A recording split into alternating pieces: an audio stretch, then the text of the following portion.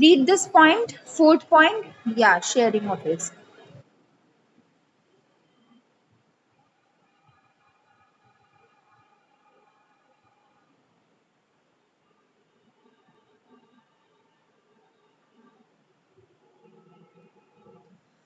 आप मुझे ये बताओ, मैंने आपको चैप्टर 1 में भी बताया था व्हाट इज रिस्क। आप मुझे बताओ what is risk.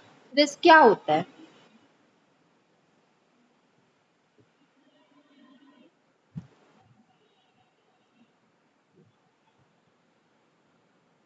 He suffered from loss.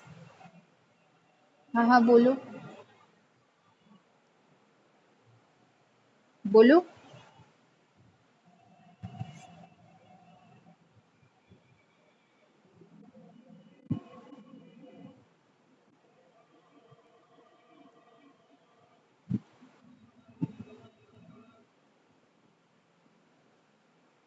If you only think about, हाँ।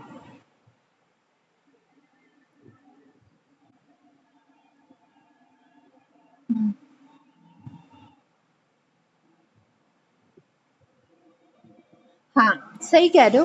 रिस्क मतलब होता है all those unfavourable circumstances due to which a company suffer from loss. ये आपकी लीगल डेफिनेशन है।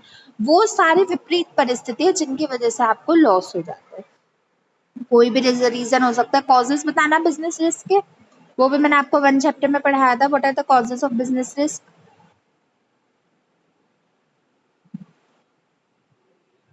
फिजिकल कॉज मैंने बता दिया, 4 आप बताओ।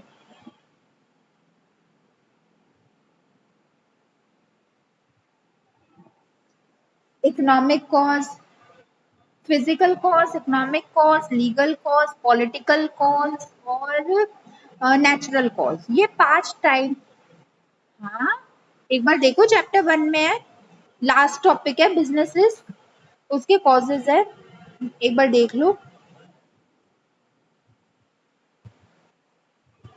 एक बार देख लेना, रिवाइज करना। इस सैटरडे को टेस्ट लोगे फुल चैप्टर 1 का, तो एक बार तब रिवाइज कर लेना। तो मैंने आपको ये कल भी जी जी जी, एक बार देख लेना। मैंने ये बात आपको कल भी बताई थी कि ये हमेशा पॉसिबल नहीं है कि एक बिजनेस में पर्सन को सिर्फ प्रॉफिट ही प्रॉफिट हो, पर्सन को लॉस भी हो सकता है। आ गया ना? मैं पहले कहती, मैं हमेशा कहती हूँ मैं कोई भी वो चीज नहीं पूछती जो मैंने ना करवाई हो। मुझे याद रहता है मैंने क्या क्या करवाई होता है, अब नहीं, हर बच्चे का याद रहता है। तो रिस्क हमारी होती है लॉस। और मैंने आपको कल भी बताया था एक प्रिंसिपल ऑफ अकाउंटिंग के जरिए कि कंपनी में पार्टनर्स प्रॉफिट तो बहुत अच्छे से जल्दी जल्दी ले लेते हैं, लेकिन रिस्क को डिस्ट्रीब्यूट करने के लिए कोई हैप्पी नहीं होता। शेयरिंग ऑफ रिस्क का मतलब होता है जितना आपकी कंपनी में लॉस हुआ है, पार्टनर्स को वो भी इक्वल इक्वल बांटना पड़ेगा। अगर 5 लाख का लॉस हुआ है, 10 पार्टनर्स है, तो 50-50 हजार लॉस भी देना पड़ेगा। Losses are also the part of the company. तो कौन से प्रिंसिपल के अकॉर्डिंग लॉसेज भी देना पड़ेगा? आप मुझे उस प्रिंसिपल का नाम बताओ जो कल पढ़ा था।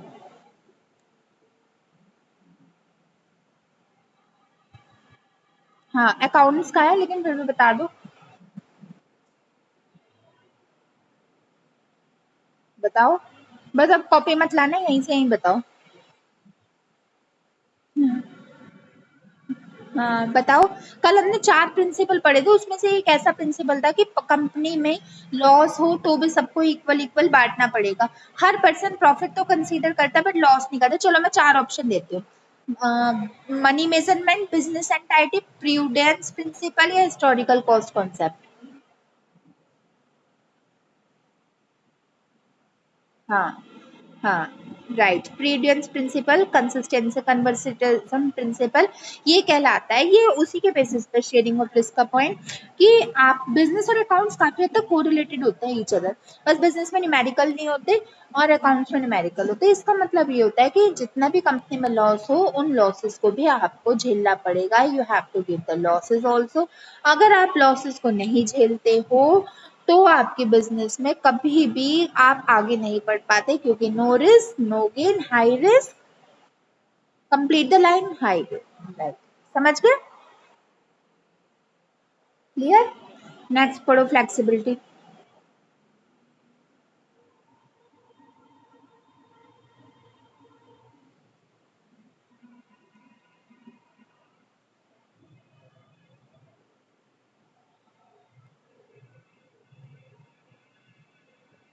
फ्लेक्सिबिलिटी मतलब होती है काम को करने की क्षमता। पार्टनरशिप में ऐसा भी नहीं है कि भाई जब सोल प्रोप्राइटर नहीं है, पार्टनरशिप है कि कोई भी काम ढंग से नहीं हो सकता।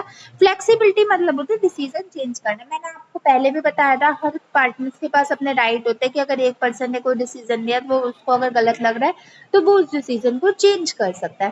फ्लेक्सिबिलिटी मतलब होती है आपके ऊपर कोई चीज थोपी नहीं जा सकती कि आपको ये काम करना है। वो कंपनी में होता है, company is not flexible. Partnership में तो कहते हैं भाई मैं ये काम कर लूं तो कर लो, मतलब वो सबके डिसीजन लिए जाते हैं।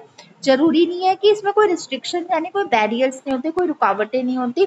आपके में फ्लेक्सिबिलिटी ज्यादा होती है और आपकी मर्जी होती है that you are free to take any decision, you are free to change any decision.